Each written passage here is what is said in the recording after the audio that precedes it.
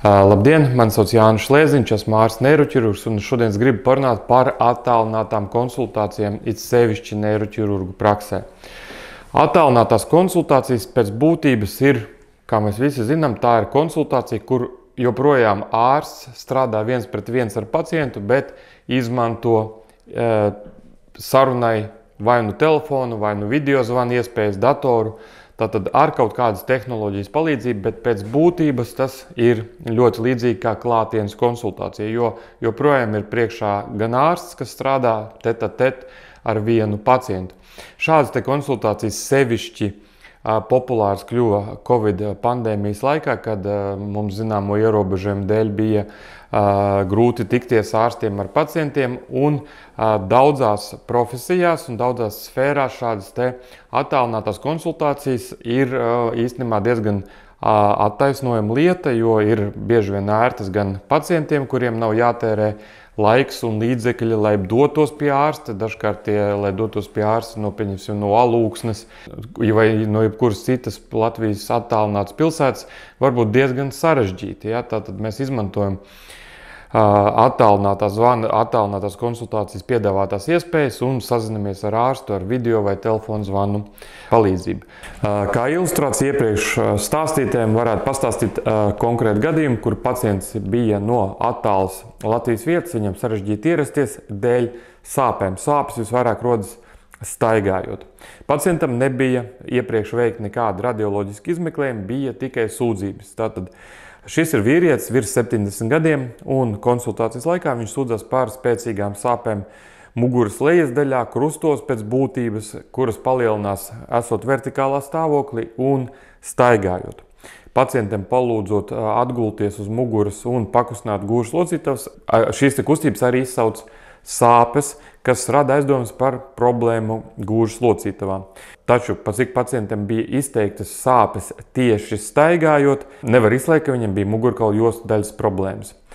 Līdz ar to, lai pacientam izmeklētu un saprastu, kas tad viņam kaiš, vai nu tā ir gūžas problēma, vai tā ir muguras problēma.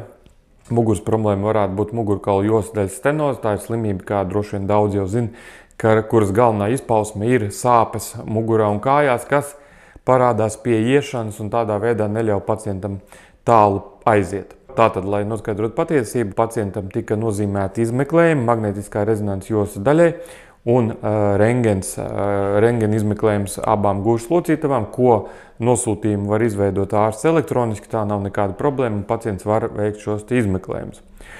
Un tātad jau pēc izmeklējuma veikšanas tika noturēta vēl viena attālināta konsultācija, kuras laikā tad es kā ārsts varēju izvērtēt izmeklējumus un konstatēju sekojošo. Tātad šim konkrētajam pacientam nav mugurkaula jostas daļas stenozes. Protams, ka mugurkaula izmeklējumā pacientam ir, es atgādināšu, virs 70 gadiem, ir vērojamas daudz deģeneratīvas izmaiņas, tātad starpskriemeļu disku deformācijas, jeb protrūzijas, starpskriemeļu saišu pieaugums apjomā, starpskriemeļu locītavu hipertrofija, jeb pieaugums apjomā. Jā, tas viss ir, taču mugurkaula jostas daļas stenoze tiek izslēgta, un savukārt pretēji pacientam izvērtējot gūžas locītavu rentgenus, kuru, protams, izvērtē vislabāk ortopēdi, bet arī man kā nespeciālistam apskatot gūžas locītavu rentgenu izmeklējums bija pilnībā skaidrs, ka gūžas locītavas ir ļoti cietušas. Un tādā veidā mēs faktiski ar šo cilvēku dzīvē netiekoties klātienē, esam tikuši skaidrībā par to, vai viņam ir vai nav mugurkaula problēma, vai viņam ir vai nav neiroķirurģiska problēma, un viņš tika veiksmīgi novirzīts tālākajai ārstēšanai pēc profila, tātad pie ortopēdiem.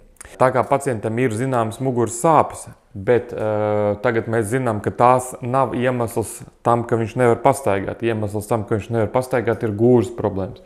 Taču šajā izmeklējumā mēs, protams, varam ieraudzīt arī iemeslu muguras sāpēm. Šim konkrētajam pacientam, kā jau minēju, ir diezgan izteikts deģeneratīvas izmaiņas, kas izpaužās kā starpskriemeļu disku protrūzijas, bet galvenā atradne šajā izmeklējumā ir L4-5 spondilolistēze, jeb 4. skriemeļa noslīdējums pār 5. skriemeli. Tātad skriemeļi ir noslīdējuši viens attiecībā pret otru. Bieži vien šī spondilolistēze ir tā saucamā nestabila. Ko tas nozīmē? Ka skriemeļi savā starpā ir ne tikai novirzījušies viens attiecībā pret otru, bet arī pie kustībām var kustēties viens attiecībā pret otru. Šādu situāciju sauc par nestabilitāti. Ja? Un pretēji, protams, var būt arī stabila spondilolistēze, kur skriemeļi viens attiecībā pret otru ir novirzījušies, taču viņi ir šādā te veidā sauguši un viens attiecībā pret otru nekustās.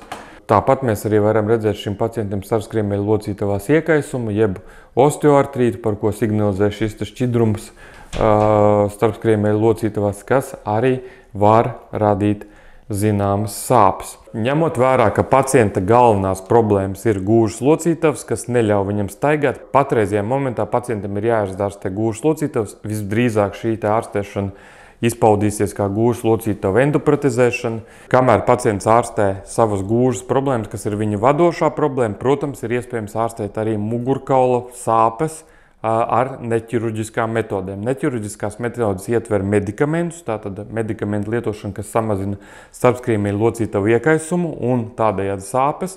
Pacientam var tikt pielietota tā saucamā invazīvā analgēzija, jeb blokādes. Tātad blokādes ir, kad ar rentgena, ieteicams ar rentgena palīdzību pacientam mugurkaula sāpju epicentrā, sāpju izraisošajās vietās, jeb visbiežāk tas ir fasešu locītavas, jeb starpskriemeļa locītavas, tiek ievadīts pretsāpju pretiekaisuma medikaments, tādā veidā noņemot šīs sāpes. Trešā lieta, ko šāds pacients var lietot, ir mugurkaula jostas ortoze. Ortoze pēc būtības ir pretsāpju pasākums, tāda speciāla kvalitatīva mugurkaula ortoze, uzliekot viņu virsū, stabilizē mugurkaulu, ierobežo mugurkaula kustīgumu, tādā veidā ierobežojot arī sāpes un nepieciešamību pēc pretsāpju preparātiem.